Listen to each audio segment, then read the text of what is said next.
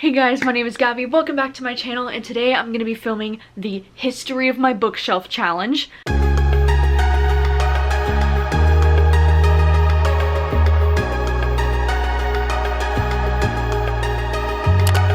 And this challenge was created by Emma Books, who is one of my faves. I'll link her down below. This challenge just looked super fun, and it's been a while since I've done like a book challenge kind of video. It's been a few months since I've actually watched the video, so the questions are kind of fuzzy in my memory, but I do know that there's 26 questions, and I basically just have to find books off of my bookshelf that fit these questions. I might be pulling books off of either this bookshelf that's in my room that's right behind me, or I do have another bookshelf out in the main room of the apartment. But let's just jump right into the questions! So question number 1 is, what is the oldest book on your shelf? I feel like that's gotta be The Notebook by Nicholas Sparks, because this one's pages are definitely getting a little yellow there. And I feel like, I can't remember which year that I read this book, but I feel like this is the book that I've owned for the longest amount of time. I think this was originally my mom's, and then she just passed it down to me. I also think maybe Gone Girl might be the oldest book that I own, because this is the book that got me into reading in 2014. Question number 2 says, a book you read in 2013. And honestly, I have no idea. I think I only read like 13 books in the entire year of 2013, because I wasn't really like a super avid reader then.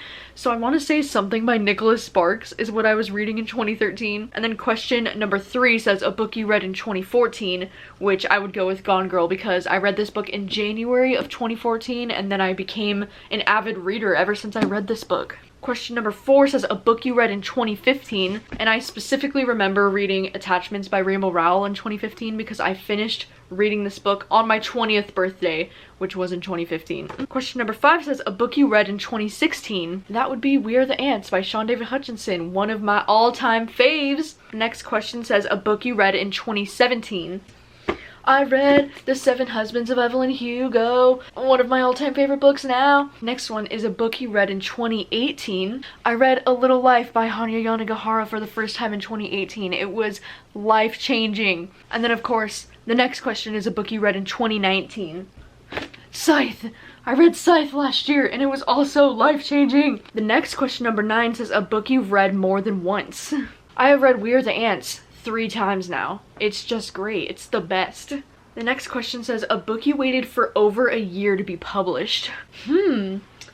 This question is interesting because I'm not really a huge series reader, so I'm not usually like waiting on books to be published for that long. Vengeful by Victoria Schwab. This is the second book in the series with Vicious, and Vicious was one of my favorite books of all time. It came out in 2014 or maybe 2013, but I read it in 2014, and then I waited like 3 years for this book. So this was definitely one of those books I was waiting on for so long. Number 11 says, a book you read on vacation / away from home. I know I read Divergent when I was on a vacation, but I don't have that book anymore. I read The Last Time I Lied by Riley Sager a couple summers ago when I was on a vacation in Las Vegas. I was reading this in the hotel at night. This book was so good, I didn't even want to like be on vacation. I just wanted to stay in the hotel and finish this book. All right, number 12 says, a book you got from someplace special, anything that's not your local bookstore or online retailer. Oh my god, I should have looked at these before. I don't know if gifts count, but I got The Dream Daughter sent to me by Jacqueline, who's my BFF. I don't know if this counts, but I got this from Jacqueline. Number 13 says, a book that made you cry. Definitely The Dream Daughter and A Little Life. Like, holy crap. Especially A Little Life. Like, this is literally the saddest book that I've ever read in my whole life. Number 14 says, a book you read in one sitting. I don't often do this anymore, I feel like. I used to read books in one sitting, like, all the time. But like lately, I feel like I just don't ever have the time or motivation to read books in one sitting anymore. I remember that I read The Humans by Matt Haig all in one sitting because I read this when I was sick in bed a few Aprils ago. And I just remember being so sick and just like loving this book and just like obsessing over it. And I just finished it that day, like just laying in bed, and it was magical. And I also remember reading One True Loves in one sitting. I read this on the 4th of July a couple years ago. And I don't know why, I just really remember reading it on the 4th of July and the sound of the fireworks as I was like sobbing. Oh, number 15 says, a book that was a gift. See, this is why you're supposed to read the questions before you film, because I already showed a book that I got as a gift. You want another book? Jacqueline also sent me Bunny by Mona Awad.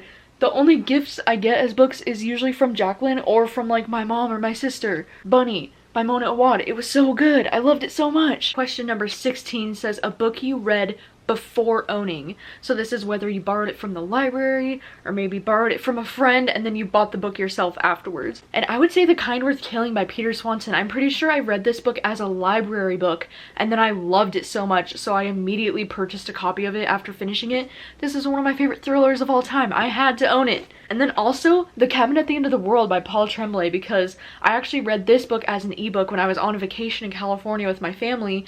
Page Habit ended up sending that book the next month in one of their boxes. Remember Page Habit? Probably would have ended up buying a physical copy anyways, because this is also one of my favorite books of all time. Question number 17 says a book you lent to someone else. I very rarely will ever let people borrow my books because they'll never give them back. But the only person I do let borrow my books is my mom, and I recently lent her In 5 Years by Rebecca Surley, and she read this book and she really enjoyed it. I'm like really particular, like I just hate when you lend people your books and then they just never give them back. It's like really annoying. So my mom is the only one I will lend books to.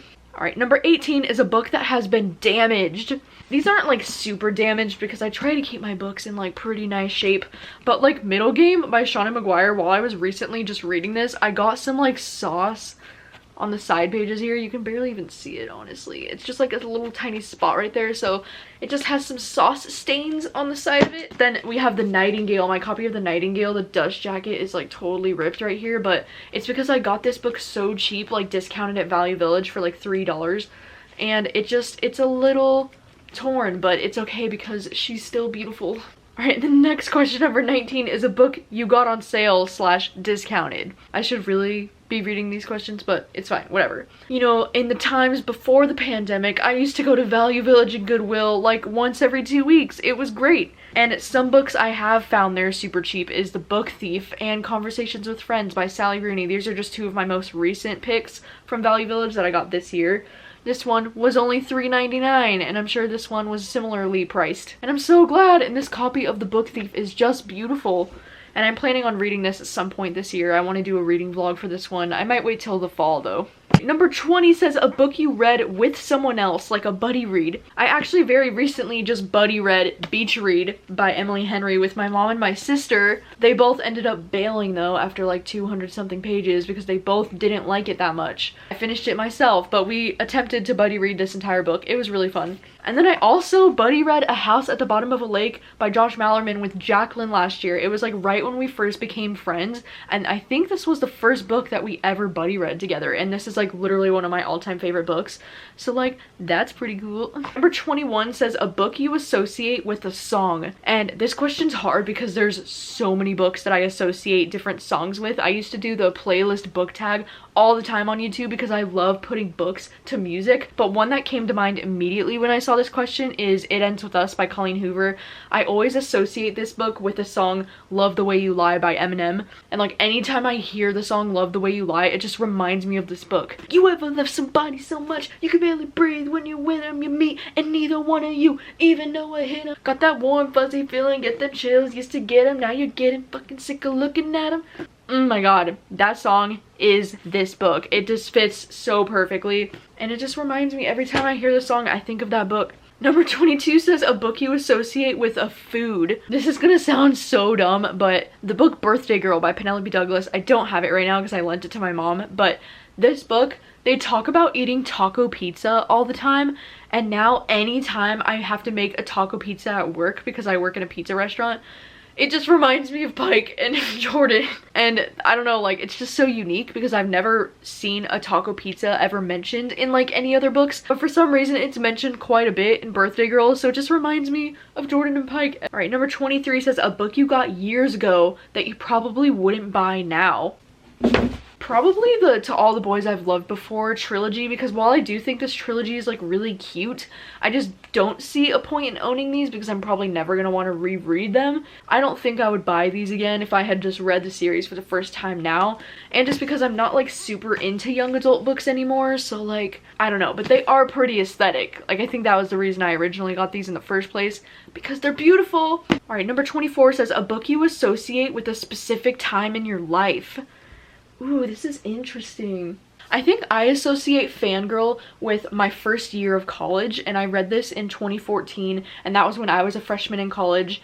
I read this book literally at the perfect time. Like, you know when you just read those books that you just connect with on a whole another level because you just read them at the perfect time where you just relate to that main character more than anything in the world. And that was Fangirl for me, and I think that's why Fangirl is one of my favorite books of all time, because I've reread this book 3 times now, and every time it makes me feel so nostalgic for that freshman year of college. I didn't even personally live on the college campus the way Kath does, but just the way she describes like having the classes and like the social anxieties and all the assignments and being a writer, you know, it just like, it really takes me back to that moment and it makes me feel so nostalgic. I also just associate all those like early books like Divergent and The Hunger Games and all of those like huge books like The Maze Runner and The Red Queen. Like those were all the books I was reading right when I was starting to get into reading and still trying to figure out my taste. So anytime I like look back on those books, it just like makes me feel so nostalgic for right when I started to read. Number 25 says a book you used to like but don't anymore. I feel like I really enjoyed Eleanor and Park by Rainbow Rowell when I first read it, but it's been like 6-ish years since I first read this book, so I honestly don't know if I would enjoy this book now. And since I've read it, I know that this book has gotten a lot more controversial among people, and I just didn't think about those things when I first read this book in like 2014, so I don't know if I would enjoy this book if I read it now. And same goes for like Nicholas Sparks books. Like I used to love Nicholas Sparks books and I don't think I would enjoy any of those now. It's interesting how much your tastes change as you read for so many years. And then the last one, number 26, says the newest book on your shelves. Probably one of my new book of the month books. I just got these in the mail and I just started to read this one a couple days ago. So this one's probably one of the newest books on my shelves. All right, that was the history of my bookshelf challenge tag video. I really should have read these questions in advance. I realize that now. Gosh, I'm sorry, my camera keeps dying, but I just wanted to say thank you so much for watching, and please let me know what is the oldest book on your shelves that you own, and let me know some of your answers to the questions. But thank you guys so much for watching as always, and I will see you very soon with a new video. Bye.